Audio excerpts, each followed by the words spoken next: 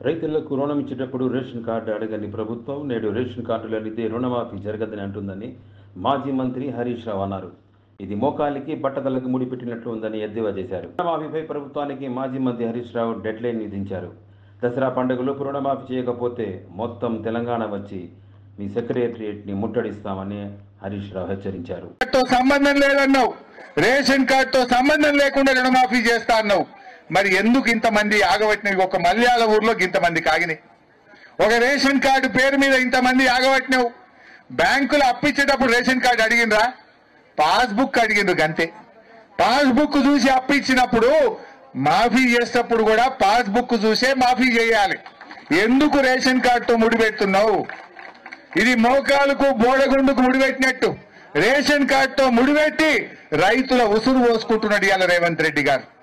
దయచేసి ఆలోచన చేయండి.